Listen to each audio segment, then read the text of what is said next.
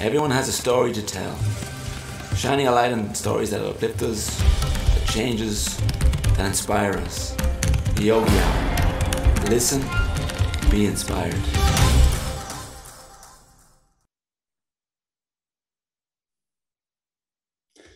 Hello and welcome back to the Yogi Hour. As always, if you like the show, you can find us on Facebook and YouTube, so like and subscribe. I know we've been away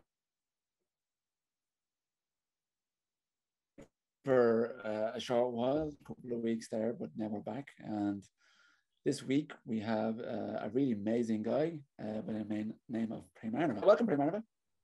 Thank you very much. Pleasure to be on this show. Nice to see you. You too. Nice to hear it's a good been Irish such a voice. long time since I've seen you. Yeah. When you were last time in Ireland, it must be over 2 years or more. Yeah, 2.5 years back, I think. 2.5 years. So Prema is a very close, I suppose, very close friend of mine. He's one of the Hare Krishna monks who now resides in India. And he's been a long time in the movement, and he's been a monk, and he has been married the last couple of years now. And he's been traveling Ireland and many places in India, just being a beacon of knowledge and inspiration for many people. So, Prema, how are you? It's been such a long time. Fine. Nice to see you. It's been such a long time. So you're at home. Yeah. Oh yeah, I got used to it now. But although it's roasting hot over here now, I'm real. But in the nighttime, it's okay. Yeah, just surviving the heat, you know. Yeah, well, you come back and you can cool down in Ireland when next time you're Oh yeah, I'm looking forward to it. Probably in the summer. Yeah. When it warms up a bit over there. Yeah, well, it's just starting to now. I think it's been a bit of a rainy season we've had the last couple of weeks, but you know, it's going to warm up hopefully by the end of this month and come into May. So I just wanted to kind of have a little interview, a little chat with you, see how you're getting on, and you know, look into your Hare Krishna years. Most of your time in Ireland, and then obviously traveling from Ireland to India, and you've been you lived in Dublin Temple and in Ashrat for many years. But just kind of going back prior to how before you came into the Hare Krishna movement, like you lived in Belfast. Yeah. And I just wanted to find out what was that like? You were and what you were doing in Belfast.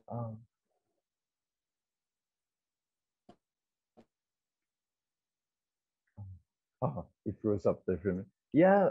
Well. Oh my goodness. Well, I do you want from the beginning or? Yeah, just give us a brief overview of what you were doing in Belfast. Okay. I remember you saying long hair, and you worked in a bank and stuff like that, and you were into rock and roll, and you had so many. Yeah. Well, yeah, I kind of had a strange life in many ways, because on one side there was a spiritual calling which I felt pretty much from the beginning of my life, and on the other hand I had this desire to enjoy in the material world, you know, especially when I got into my teens, like most people, you know, the rock and roll and all that stuff.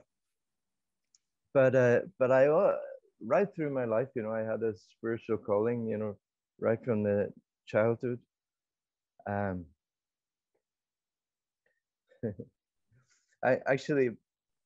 got the mission of my life. I got because my parents used to force me to go to church when I was young, and I remember one time. Same here. I used to skip off. Oh yeah. I used to count the beams going across the roof, stuff like that.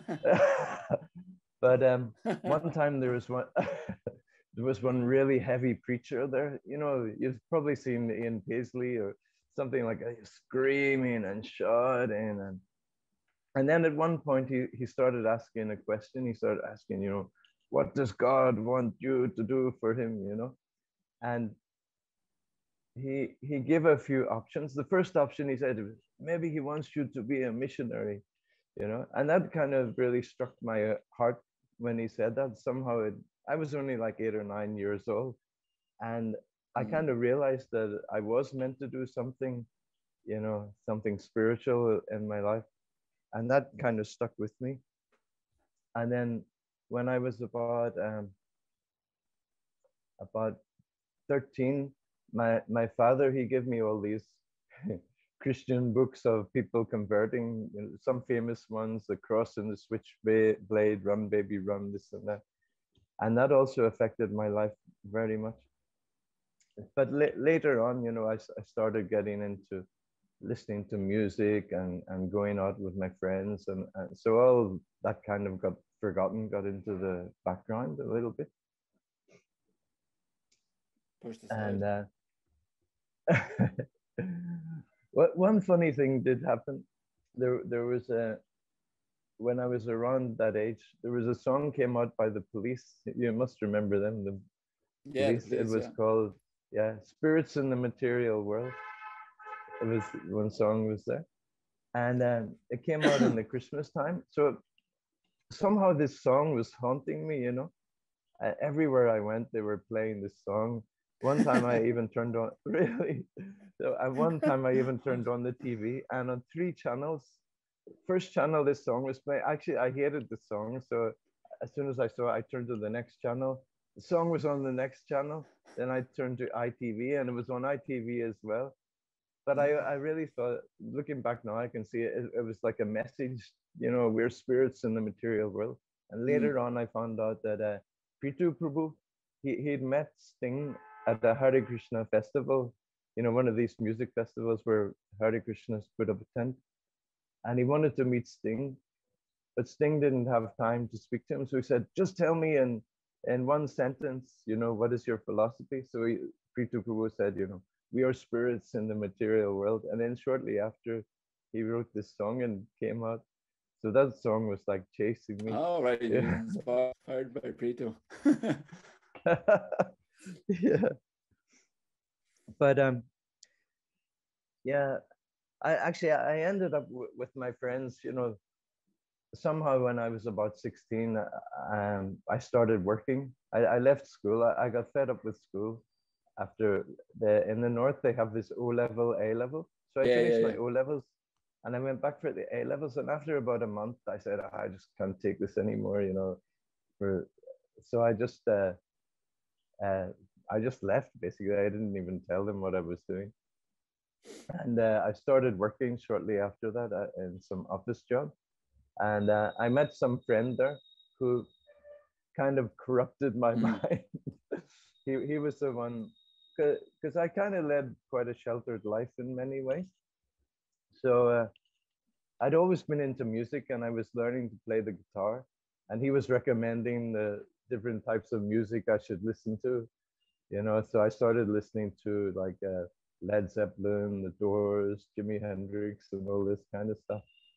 And then I started socializing with him and going out to pubs and this and that, you know. But after a short time, that lifestyle started. I wanted something different, you know. I was looking for something. It wasn't satisfying. So and whenever I was intoxicated or whatever, I wasn't doing it for a buzz. I actually used to go deep within myself, and I was thinking about my life, and you know, I had, what is the purpose of my life, all this kind of thing. And I was on like some kind of internal search. And then one time I remember we went to visit another friend's house. He was a bit of a philosopher, and he was showing us his collection of books, you know, by different people. And on the shelf was one book called Science of Self-Realization. And I thought, wow, that looks interesting. So I took it off the shelf, and he said, no, no, no, don't look at that one. Don't read that one. Maybe he was embarrassed, you know. We'll find out. I'll find out has a Hare Krishna book. I don't know. But I looked through the pages at the chapters of the title because he wouldn't let me read it. So I just quickly had a glance on the chapter titles, and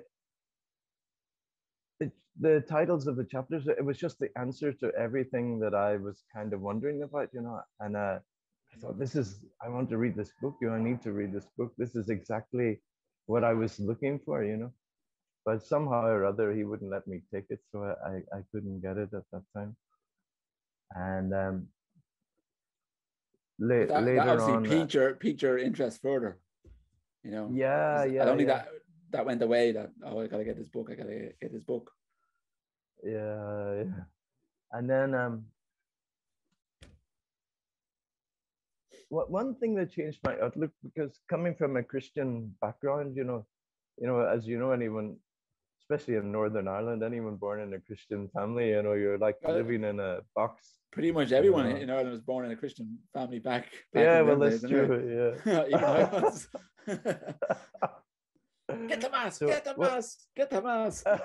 Yeah. So one thing that changed me was on TV one night, I remember seeing a program about people who God had appeared to them, and they were giving their testimony, but it was people from different religions. There was Christians, there was Hindus, there was Muslims. And, you know, I'd never had any idea that God could appear in different ways to different people. But, you know, the Hindu was speaking, he had some vision of Lord Narayan, and they showed the picture, the four-hand form of Lord Narayan. And it really affected me, because I was really thinking about it, you know, gosh, God must appear to people in different traditions in different ways. And that kind of opened up my mind, you know. That got me out of the, you know, the one vision Christian mindset. You know, I was ready to accept something else just after that. And but in the beginning, sometimes I used to see devotees doing Harinam Sankirtan, chanting Hare Krishna on the streets, and somehow I didn't like it. You know, I didn't understand what they were doing. You know, and I remember commenting to my friends. We were going into Belfast to look around the shops, and I was saying to my friend, "Oh, I hope those Hare Krishnas aren't in the city today." You know, so I was a bit of a demon, you know. And at one time, I remember I used to work in Lisburn, which is not far away from Belfast. And I was working in the social welfare office. And on my tea break, I came out, and one Mataji came selling Srimad Bhagavatams. So she was an Indian girl.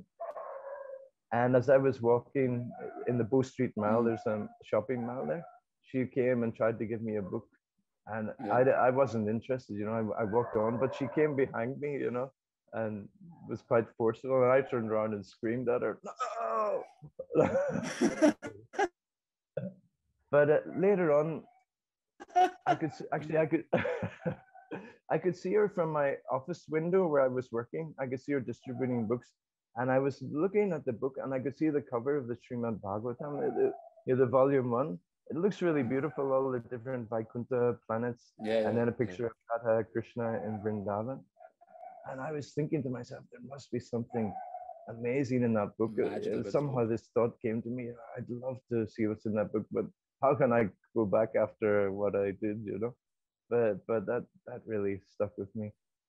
And one thing I have to say that really changed me was, because some of my best friend, his brother, used to listen to, he was into hardcore punk rock music, but he used to listen to some straight edge bands. I don't know if you're familiar with straight edge, like Shelter, 108, Premas. They're bands that were into Krishna. That's what I am now. Yeah. Okay. So he was into, along with the other stuff he used to listen to them, and him with another group of friends, they used to go to Belfast Temple for the Sunday feast every week. And I liked them because they were me and my mates who I hung out with. We were just complete debauchees, you know. But they had some principles, you know, because they were like into veganism and into moderation in their, you know, habits and stuff like that. So I kind of had respect for them. And what happened was that some of them moved over to England, to Manchester, Rochdale, someplace close to Manchester, and they were living in squats. So they didn't have much money, but devotees there were doing a lot of food for life, distributing prasadam. So my friends would all go and take the prasadam. So when I heard that the Hare Krishnas were feeding my friends, then my whole attitude changed, and I realized, oh, these are cool people, you know, they're taking care of my friends and like that. And then I used to notice devotees when I was in Belfast. I'd see devotees distributing books, and somehow I was watching them, and I noticed they used to stop people like me, you know, with the long hair, the leather jacket, you know, hippie types or whatever. And I struck my mind, you know, maybe that guy, you know, he was just like me before he joined the Hare Krishnas, you know. So in that way, I kind of identified with him a little bit. Yeah. Yeah. Then one day I was on my tea break from work again, and I was with a friend actually on my lunch break. Yeah, that's right. And the devotees stopped us, and my friend would always talk to the devotees because his brother was into this music, you know. He would stop and tell them, oh, you know, my brother, he listens to Shelter and 108, this and that. So they would talk a little bit. I would just be in the background. So they gave him this book, Coming Back, The Science of Reincarnation. So afterwards, I asked my friend, oh, can I borrow that book? Because I always believed in reincarnation. It always made complete sense to me. So he said, okay, yeah, you take it. So I went home that night and I read almost the whole book in one evening, and I was completely convinced just from that one book. It's really an amazing book, you know, a real systematic study of reincarnation. And then 3 amazing stories from Bhagavatam. Story of Jamil and the Yamadutas, you know that one? And, yeah, I know that one. And Bharat Maharaj, who became a deer in his next life because he remembered a deer at the time of death. And that story of Ajamil was the Yamadutas were bringing him out of his body to take him for punishment to Yamaraj. But somehow he chanted the name of Narayana, the name of Lord. And the Vishnu Dutas, the messengers of Lord Vishnu, came to rescue him. So, and then the third story was, what was it? Oh yeah, King Chitraketu. You might be familiar with that one. He couldn't have a son, in spite of having many wives. None of them could give a son. So he got a benediction from Narada Muni that he would have a son who would cause him happiness and distress. So what happened was he got a son, but the other queens became envious and they killed the son. And so Chitraketu, he was lamenting like anything. Then Narada came back and he brought the son back to life. And the son started speaking with completely self-realized knowledge, you know, and then he departed again. But anyway, these 3 stories had a real amazing effect on me, you know, it really struck me like anything. And then at the end, towards the end of the book, there's all these short quotes from Srila Prabhupada from Srimad Bhagavatam, and really powerful quotes. And that was the best part of the book for me. They really went right to the core of my heart, you know, and changed my life. Really, I can say, from that book, the quotes from Prabhupada, that's what changed me, you know. And after that, I was just convinced. I didn't really know much about Krishna, but the philosophy, the teachings, I was right. Yeah. So what happened next? Like, what brought you into joining the movement and becoming a monk wearing saffron clothing? Total change of your whole persona and your life. Yeah. And what did your parents think? You know, you're going to live in a temple. Yeah. Well, over a few months, I met devotees and I got a few more books. And at the same time, as I kind of mentioned earlier, my lifestyle that I was living, it started off nice, but it was becoming very sour. I won't get into all the details, you know, but you know, I was undergoing Oh my yeah, I fair share understand. of We've been there as well. miserable conditions, you know, and I was looking for something different, you know, and I didn't know how to get out of my situation, you know, because my friends were always pressuring me to come out, and I started looking for excuses just to stay at home, you know, and Mm. so oh yeah, day again I met some devotees in the street, and this time they gave me a book, but I already had the book, and I was really disappointed. I said, "Oh, I already have this one, you know." And he says, "No, wait here a minute, wait here a minute." And he ran over to another devotee, and he came back with a magazine which was called Look Beyond. This magazine was produced when Prabhu, when he was in charge of the island. So it was made by him himself along with some of the devotees, and it gave details about the island. There was a big picture of the island, and when he gave me that book, I immediately went to some coffee shop and I sat down and I was looking through. Right there and then, I decided I'm going to go to this place, and it was perfect for me because I wanted to get away from the world, and an island just seemed perfect. What a perfect place to go! I really, I just, I'd had enough of this, you know, material existence, and I thought I just want to go and live on this island. And the way it was presented in the magazine, it seemed like these monks were like systematically studying this spiritual knowledge and, you know, living in a natural way. There was a lot of emphasis about living according to nature and working on the land and taking care of cows. I was also attracted to that also, Mm. you know, living in a natural way. So immediately I wanted to go there. So I told my friends, actually, I was really attached to my friends, and they all thought it was cool, you know, but they didn't realize that, you know, I had an idea to just go there and stay, you know. What I did was I took 2 weeks holiday, my annual leave from my job, two weeks to go Mm. and visit the island. So my friends thought I was just going to go there and come back, but I had already decided I want to stay there. But I was a little bit reluctant to tell him. I felt kind of embarrassed at the same time, and I didn't want to disappoint my friends. So I was caught. I didn't know what to do. So anyway, in the meantime, I had arranged to go over to London. My favorite rock band were playing a gig in London. So while this was all going on, I went over to London, and I was supposed to meet some friends over there, but the whole trip was a disaster because I the phone wasn't working to my friend, and I went to the place where he was working, and he didn't work there any longer, and so I found myself on my own in the middle of London, and I'd never really traveled before, and then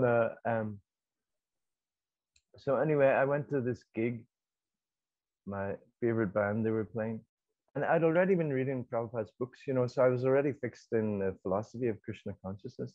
And this band, they kind of prided themselves on being a little bit philosophical also. And sometimes in between songs, they would speak something what they thought was deep, you know, about life. But it wasn't, after reading Prabhupada's books, whatever they spoke just sounded to me like nonsense, you know. And you know, these guys don't know anything. And it was amazing because I practically worshipped this band. And towards the end of the gig, I just walked out. I said, okay, I'm just going to join the Hare Krishnas. I'm just going to give all this up, and I'm just going to, and I'm not afraid to tell my friends anymore. I'm just going to go back and I'm just going to tell them my life has changed and that's it. So that's what I just walked out of the gig, and I just gave up that part of my life. That was the cherry on And top. yeah. And then when I got back to Belfast, I just got off the flight and into the city of Belfast, and I bumped into one book distributor, Japa Yagya Prabhu. He was, I don't know if you know him, he's in London now. No, So no. he sold me the vegetarian cookbook, The Higher Taste. Mm. So I went back to my place and I read the book, and so I immediately became a vegetarian just from looking through that. Reading that book, okay. Yeah. And then, of course, it's recommended that we should offer our food to Krishna before we eat. So so I read about that. I'd already read some things about that in the Look Beyond magazine. And on the back of the book was this big picture of Lord Chaitanya. I didn't actually know who he was. I just thought, you know, he's Krishna. Well, of course he is Krishna, but in his most merciful incarnation. So I used to prepare food and offer to this picture of Lord Chaitanya and chant Hare Krishna and say the mantras and like that. And it became my daily program. After coming home from work every day, I would offer some fruits and things to the picture, take prasadam, and read the books that I had. At that time, I had like 5 or 6 different books. And I was studying, and then I decided I want to go and visit the temple and see what this lifestyle is like. You know, I'm already convinced, so I want to go and see, are these people walking their talk? You know, how do they live? So then that was when I took the 2 weeks off my job and I went to visit the temple. You know. So what did it basically do? Really, walking their talk? What are they expecting? Oh, you froze there. I didn't catch what you said. Oh, sorry, my internet is getting a bit dodgy. When you went there, were you surprised, or did it live up to your expectations? The temple there? Well, the first thing that happened, because they give me directions how to get there, I got the bus to Prema. Incidentally, that was the time Boy George came out with this Bow Down Mister, which I really love, you know, with the Hare Krishna mantra on the end. Oh yeah, I was actually just listening to that today. Yeah, it was really, I saw the devotees on top of the pops and everything. So anyway, when I was on the bus on the way to the island, this song came on the radio in the bus. And I was thinking it was an auspicious sign. Krishna is welcoming me back, you know, back home. so so I came up to Enniskillen, and then I got a bus out to listen to Timor Cross, which is close to the island. And a devotee was supposed to pick me up. So I was waiting there for 1 hour, for 2 hours, for 3 hours. I was waiting there for like an eternity, and I thought, oh no, what's going on? Maybe they're never going to come. And then finally someone came and picked me up and brought me to the island. And I was just amazed, you know, because it's such a beautiful place in itself, you know, the island, and going across in the boat. And he was telling me about all the wildlife there, and they keep peacocks and there's deer, and it was just an amazing experience, even just from that point of view. And then he brought me into the temple room. At that time, he introduced me to some other devotee who would take care of me. And we went into the temple room, and I saw deities of Radha Govinda. It was the last thing I expected to see. You know, it was like, the altar was like something from another world. And I was looking at Radha Govinda, and to be really honest, they looked like they were real, you know. It looked to me like they were looking at me just as I was looking at them. And I even turned to the devotee and I said, you know, they look like they're real, you know. And he was kind of surprised. He said, well they are actually. You know?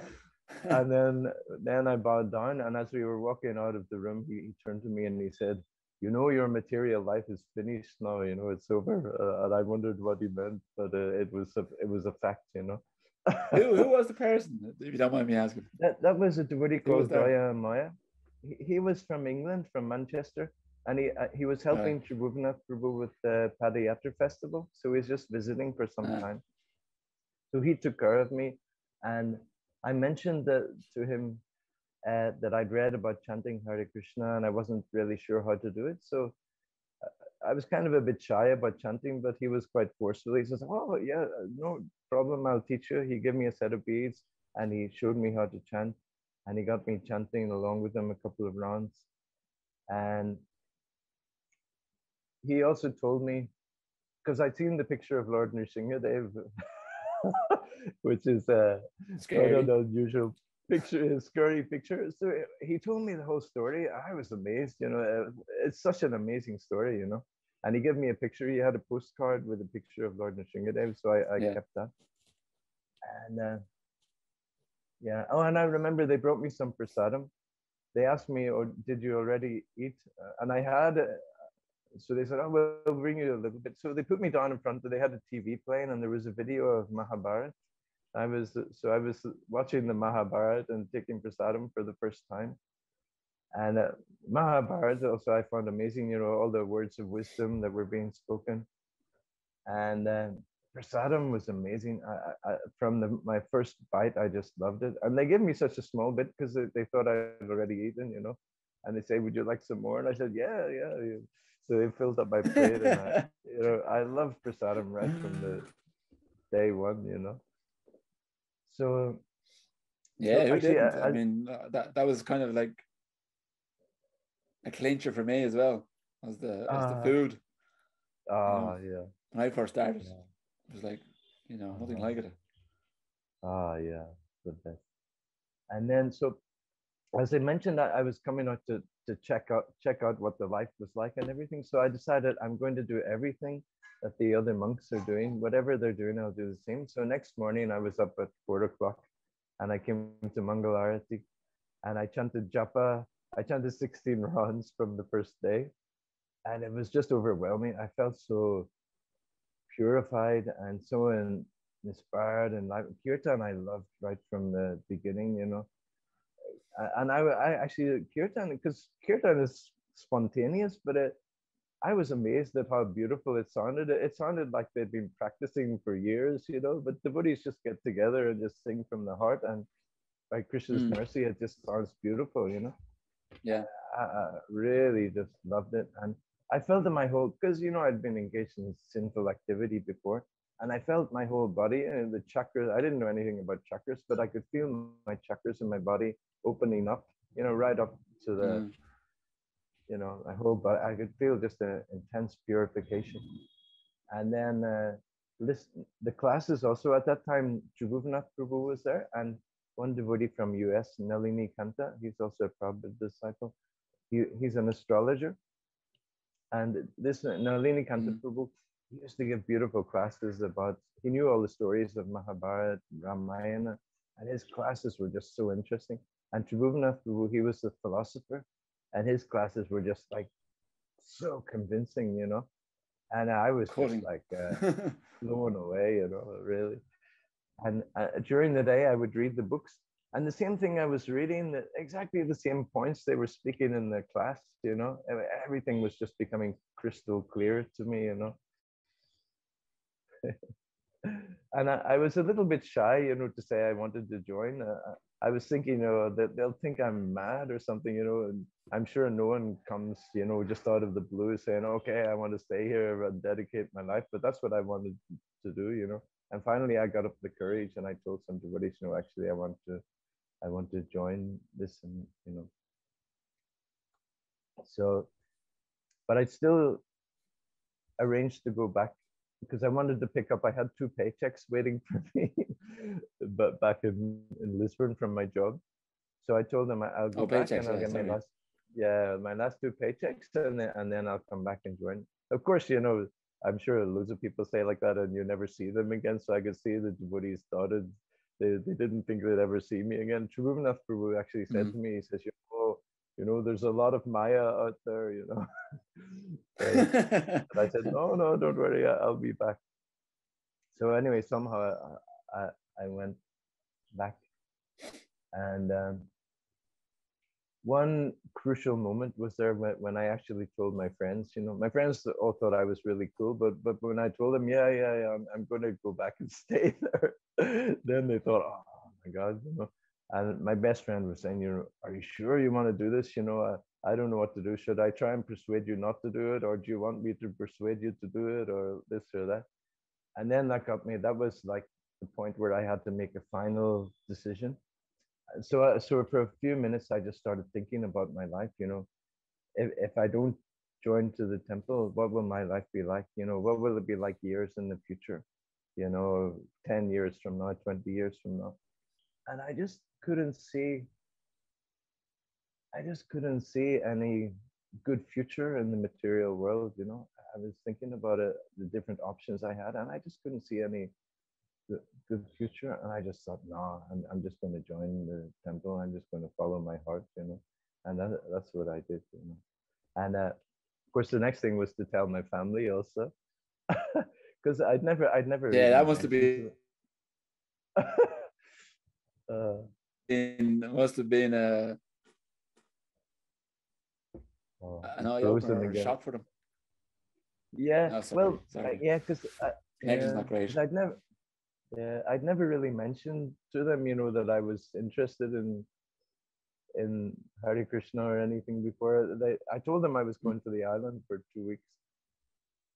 So then they asked me when I came back. They asked me, so what was it like?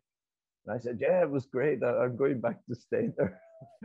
And they were a bit shocked. The first question was, what about your job? What about your job? Because I had quite a reasonable job. I was getting paid quite well. And I just got in a promotion also around that time. Yeah. But somehow I managed, even though I didn't know much about the philosophy, I managed to draw some parallels between Bhakti and Christianity. Somehow I managed to explain the similarities, and they accepted it. I was surprised. They didn't put any more arguments after that. They could see. But I think another thing that pacified them was, like I was 21 years old, and 21 years old, you do something for 1 month, and then next month you're doing something else, and they were just thinking, oh yeah, you change your mind like constantly. Yeah, so they were thinking like that, they thought, oh yeah, I'll be back in a few weeks, so they were cool. I was really surprised. So then I just went up and came back to the temple again.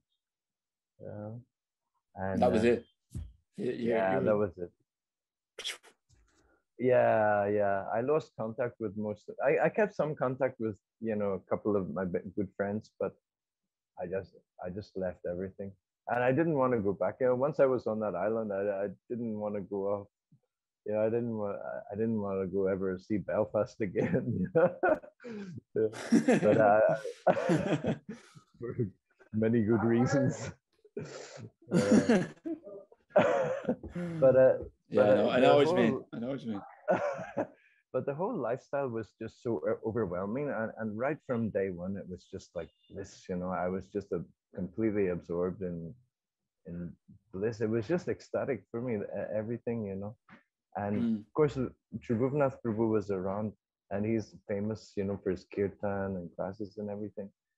And even just being in his kirtans every day, you'd be almost, it would put you through the roof. It was just a wonderful experience.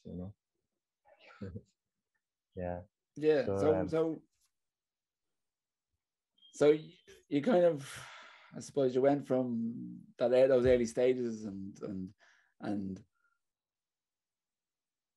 in sort of a new environment and bliss and happiness and all these things. So did it ever come a point where you kind of went down again? That things started to get a bit tough for you?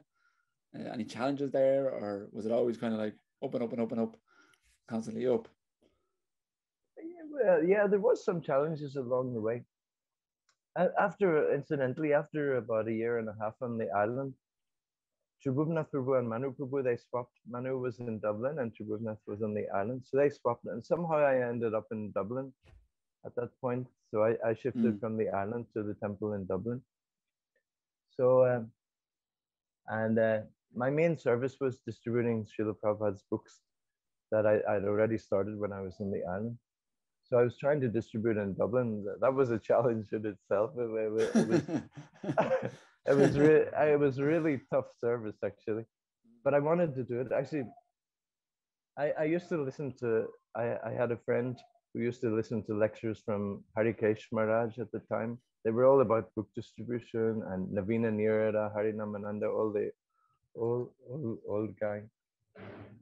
And somehow or other, I caught this mood from them, and I really wanted to do this service. I was determined to do it, even though it was really difficult. So I had a lot of challenges with that, going out, and because Krishna consciousness makes you kind of soft-hearted, and Dubliners, they're not always so soft-hearted. So I went through a lot of challenges there, but I always found, if I just stayed out on the street, by the end of the day, I was just in bliss again, because it's ecstatic, But I didn't really have any other difficulties. Really? Yeah, Like no, I never had any. sort of. Well, difficulty with material desires. Sometimes they come up, But Yeah. but I never lost my faith, and my faith was always strong. I can say from day one, my faith was strong. I guess one point where I was a little weak, because in the beginning, we used to work quite hard and we didn't have much time for reading. So in the first 3-4 years, I didn't read much of Prabhupada's books, although reading the books was what got me in the first place. And I actually really In had there, a yeah. taste to read, and I wanted to study Bhagavad Gita and the other books, but somehow I wasn't getting the chance. So I think I wasn't getting enough spiritual strength. So there was a point where I was getting weak, and yeah, just now thinking back on it, there was a time when I was, the material desires were coming up again, and I was getting a little bit shaky,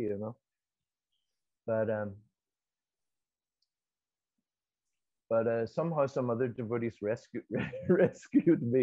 There was a devotee called Trinabi. He was around at that time. He hasn't been in Ireland for years, but he took me out on traveling Sankirtan. So we would be living in a van and traveling around Ireland selling books in the van. But we had a very nice spiritual program. So we would get up early in the morning and do the Mangalarati like in the temple.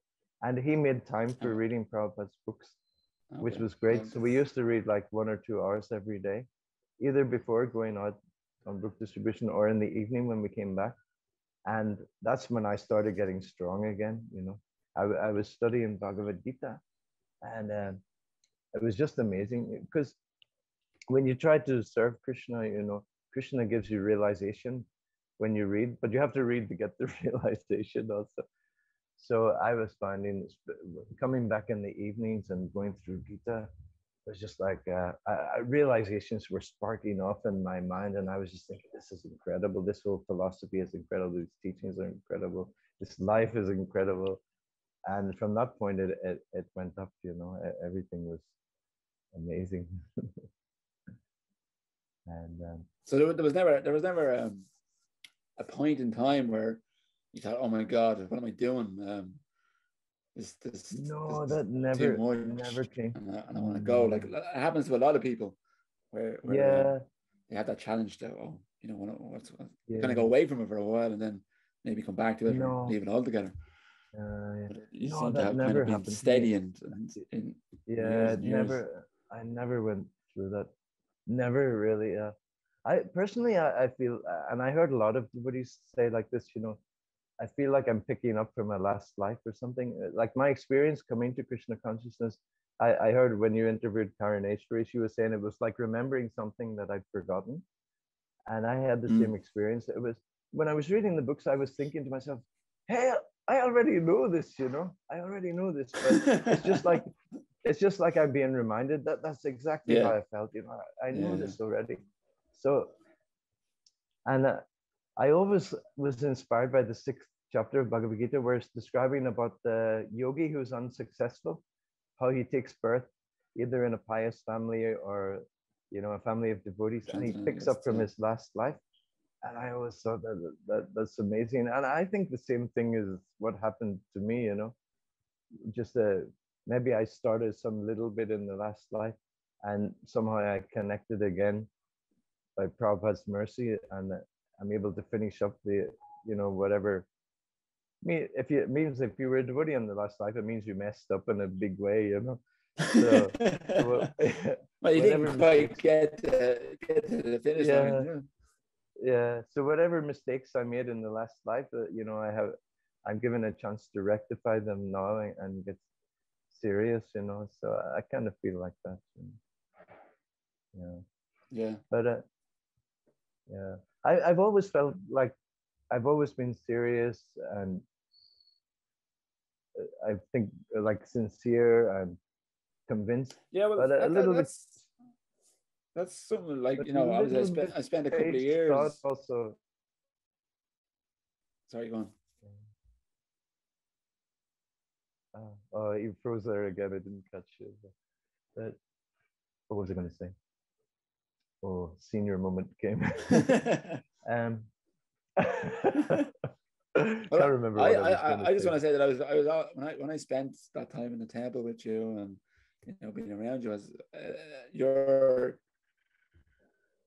you kind of inspired us, me and Pushpa and probably other people by your sincerity, your dedication,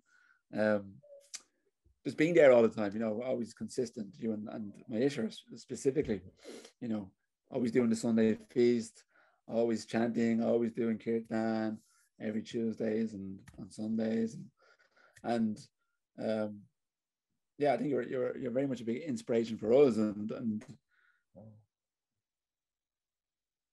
a teacher in a lot of ways, for us, because we were only starting out when you were in Dublin, so you were. Yeah.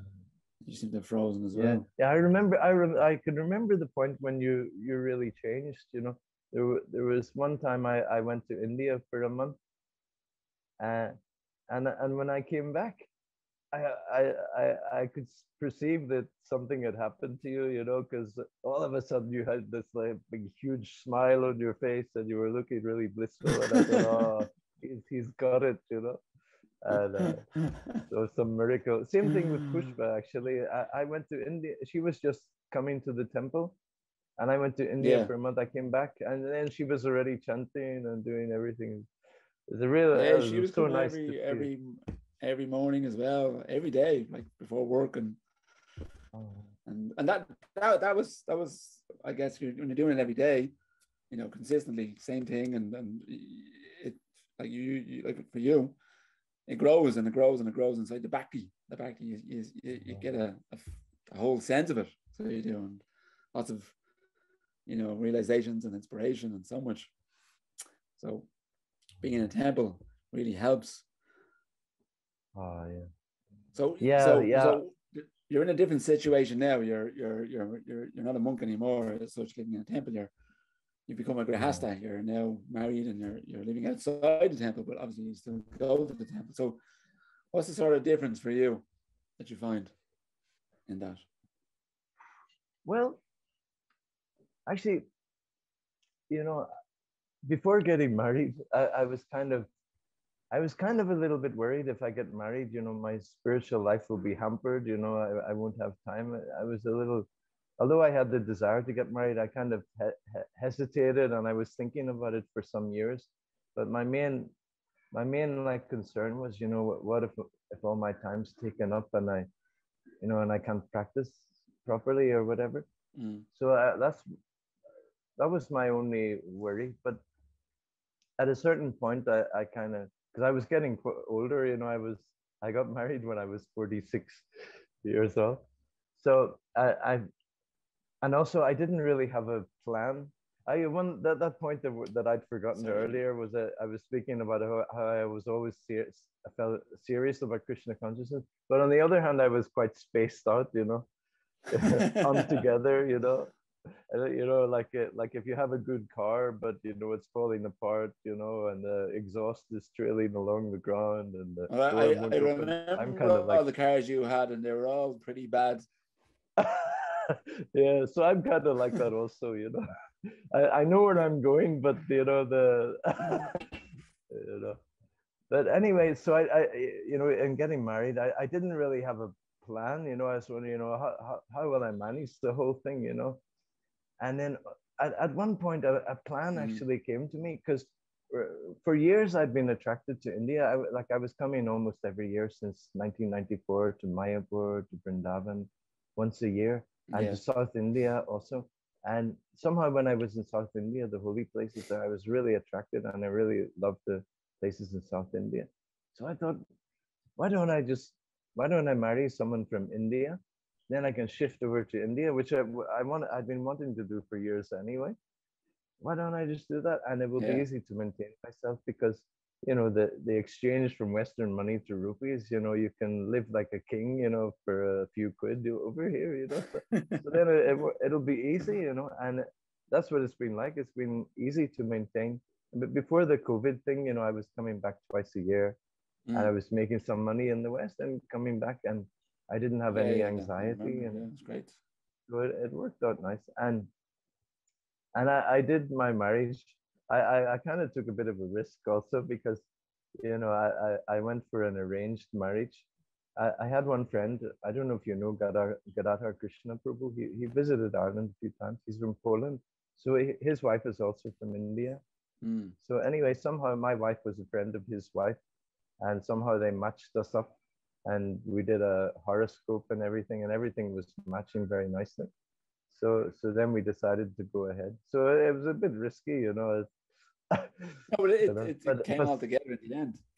Even yeah, though, somehow I was very lucky because she's like a real gem, and I've been really, really happy. And she's really supported me in my spiritual life, which was the main thing I was worried about. yeah, And my first realization, even just 1 or 2 days after the wedding, my realization was, okay, that business is taken care of now. So now I can just get on with my spiritual life. That was my realization. I was thinking, I'd get diverted from my spiritual life, but it was actually favorable for my spiritual life. And like the way Indian lady, I also live with my mother-in-law. She's also a devotee. And the way the training, they're kind of like very traditional, and they wouldn't let me do anything in the house. They wouldn't allow me even to clean my own plate after eating. I want to yeah. speak of cleaning or things. I was ready to do whatever was required. So they relieved me from a lot of household responsibility. So I just got into deeply studying Prabhupada's books. The last, I'm almost 6 years married now, and I've really gone seriously into Prabhupada's books over the last 6 years, and I feel so much benefit from it. And Mm. in the beginning, we were living a little bit away from the temple, so we couldn't come regularly. So about 3 years back, we decided, why don't we just shift it to next to the temple? So somehow we got a cheap apartment. Well, it wasn't so cheap, but for 2 years we got a little bit expensive one. That now we're in a cheaper one, and it's only like a 3 4 minute walk to the temple, and a beautiful temple. So I was, going every morning. Sometimes I don't always make it for Mangalarati, but I was actually, I went recently. I completed about a year of going almost every day to Mangalarati, but at least I go. They have like a Sankirtan chanting Hare Krishna on the streets. Around 7 o'clock, they go out on a little route for about 40 minutes around Hyderabad, and then we come back for the deity greeting and the Guru Puja and Kirtan. So I've been doing that's what I've been doing every day steadily, and beautiful temple, three altars: Gornitai, big huge Gornitai, Radha, Krishna, and Jagannath, and Well, deities installed by Prabhupada. So it's been really nice. It's really completely different. My life is completely different from what I expected. So I'm really grateful to whoever up there is looking after me. Uh, and so, then another thing. oh, Uh, I was just go going on. to ask you, maybe because we're pushing the hour soon, was Uh, getting initiated. It's a big thing within uh, obviously in the Hare Krishna movement, and what kind yeah. of prompted that, and what inspired you to get initiated, and how did that go? Uh-huh. Well, I took initiation from His Holiness Radhanath Swami Maharaj back in 2007. Yeah. So, of course, going back, I did take initiation from a guru before that, Harikesh Maharaj. But that was back in, I took initiation back in 95, I think it was. But he had some little bit of difficulties and took a leave of absence for a while. So then after a few years, I started to look for another guru. And one of my friends, he was listening to the lectures of His Holiness Radhanath Swami Maharaj very Mm. regularly. And somehow I was really attracted. I felt a real shelter from his teachings, from the way he was presenting Krishna consciousness. And it took me some time. I was a bit slow coming, you know. But after some years, I decided it was time to take initiation again.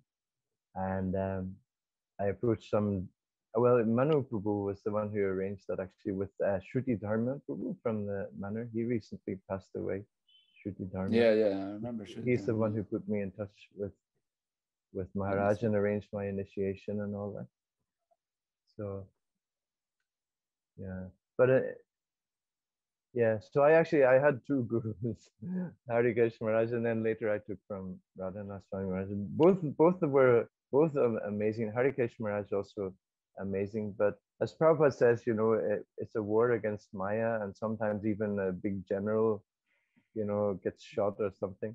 So yeah, but it's taken I out. recently, I recently heard Harikesh Maharaj.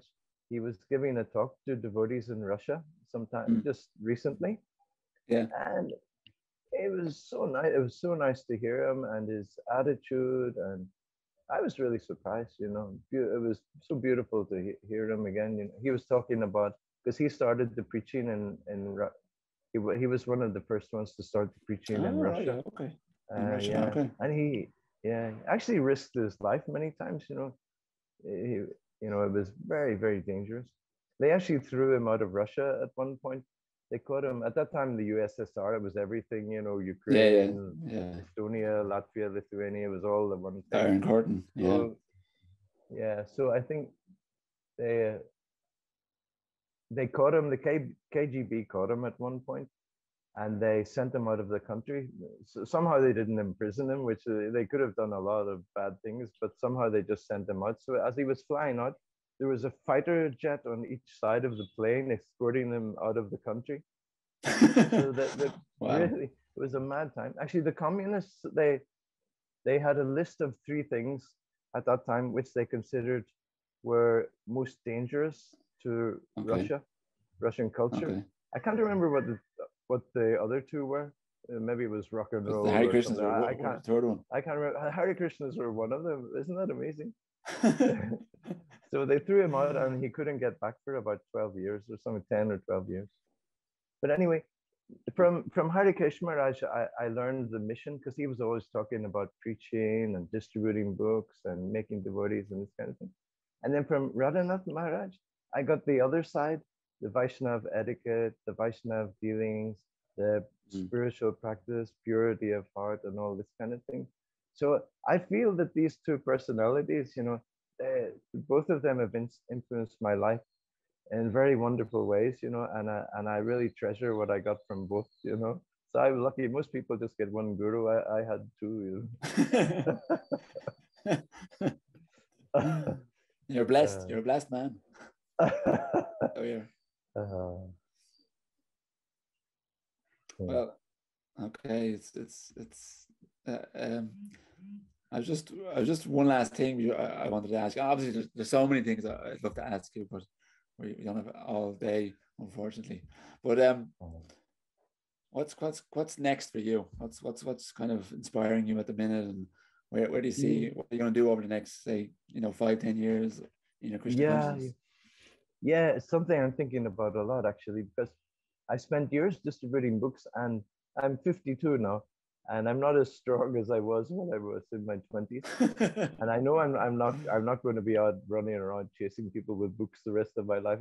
Even now, you know, I come back every evening totally exhausted. So I'm already planning for something else. I don't know exactly what it will be, but that's another reason I'm going deep into Prabhupada's books, because, you know, when I stop doing this activity, I'd like to be able to teach or to share knowledge with others, you know, through speaking, through, you know, traveling, this and that. So something to, even writing. So a few devotees told me over the years that I have an ability to write just by seeing some stuff. I was actually surprised to hear it. But I have realized recently that I have an ability to write. So I would like to write something also. I don't know exactly what. I thought of, just for fun, writing out my life story, just for myself, just for practice writing, and hope something comes from that. But I know I can write, because even like when I was a child growing up, if I wrote a letter to someone or something, I couldn't look at a letter that wasn't perfectly composed, you know. So it took me, you know, like to write a few sentences took me, you know, about an hour or something, you know. So, and my father also, he told me the same thing. He's a politician, and recently he started writing books a few years back. And he told me he just one day he just discovered that he could write, you know. So Okay. that's another thing I'd like to get into. Yeah, that'd be amazing. And Yeah. yeah, and also I'd like to spend one thing I have to say that I've neglected over the years was to go deep into chanting Hare Krishna, chanting japa, you know. Because I for many years I was traveling around the country, and you know, I'm quite slow getting it together in the morning. So I'd be just beginning my chanting my rounds, and the other devotee was like, "Okay, Prabhu, you know, let's go into the city and stuff." You know, so I'd have to give up my chanting and drive into the city and finish my rounds, you know, in the middle of a city, you know. So I never really was satisfied with my japa. But I want to spend more time in the holy places like Vrindavan, especially Vrindavan, and get deeper into my japa. That's one thing. So I thought to do that. I also want to spend more time in Ireland also, you know, because You do? Oh, that would be nice. people are so nice over there, actually, you know. And I That'd thought be great to have maybe you I over could, here again. oh, I'd love to, yeah. So I Do thought some of preaching kind of living programs. like in a triangle between Hyderabad, Ireland, and Vrindavan. So Vrindavan, I can chant japa, I can spend time with devotees and make a bit of money in Ireland to keep me going. And Hyderabad can be my South India connection, you know, something Yeah, like yeah. that. But I That definitely sounds like need a to nice improve my plan. japa. So that's next thing on my list. And I'm also conscious of time running out, you know, and I'm conscious, you know, yeah, that's there. yeah, so many pages in the book of my life, and only who knows how many are left, you know. So I want to try and make the best use of the, you know, Time that you last have, years. yeah. Yeah, yeah. I was listening to one devotee talking about Vanaprastha life, and she was saying, you know, going into the kind of retired life, says, because in the scriptures you read, you know, after 50, that's the time when you're supposed to take Vanaprastha. And she was saying in the class that 50 is a good time to start, because at the age of 50 you still have some energy left, you can still do something, you know. But when you get later on, then you know you might not have that same energy. So I'm thinking about how to use this time for the, I kind of have like a 10-year plan, you know. I'm trying to make some plans for the next 10 years, and then after that will be the final part of life, you know. No, Go off and not live in in a the woods. pessimistic way. Yeah, not in a pessimistic way, you know. But it would be nice to, you know, leave the body jumping up and down in a kirtan or something, you know. You know. There was one famous comedian, you know. What was his name? Tommy Cooper. Do you remember him? Tommy Cooper, yeah. I remember Tommy Cooper very well. Yeah, he was hilarious, you know. He used to do these magic real. tricks, and all his tricks would always go wrong, right? So his desire for the last point of his life, he said he wanted to die making people laugh. He wanted to die making people, and it happened. I actually saw the show where it happened. He was doing some of his thing on the stage live, and all of a sudden he was lying on the ground. You saw it? He was lying on the ground, and no one, people on the stage didn't know what was happening. Someone came out from behind the curtain, and they were trying to wait, and everyone thought it was part of the show. So everyone on the was just laughing their heads off, you know. You know, they just thought it was another funny thing. But he actually passed away, so he I heard actually, that. his wish was fulfilled, you know. So that would be a nice way to leave the world in a kirtan, you know. Yeah. For sure. So, yeah. Okay. Well, Prema, it's been a pleasure as always to see you and talk to you. Yeah, you and too. I do look forward to you coming over to Ireland. You know, if you're coming in the Yeah, next it'll month be or so, great. Yeah. It'd be brilliant. You'd have to come and stay at least one night, as you always do Yeah, when you yeah, come to well, Ireland. definitely. Yeah, definitely, that'll be amazing. All right, cool. So that's it for today. Story to tell. Shining a light on stories that uplift us, that change us, that inspire us. The Yogi Hour. Listen, be inspired.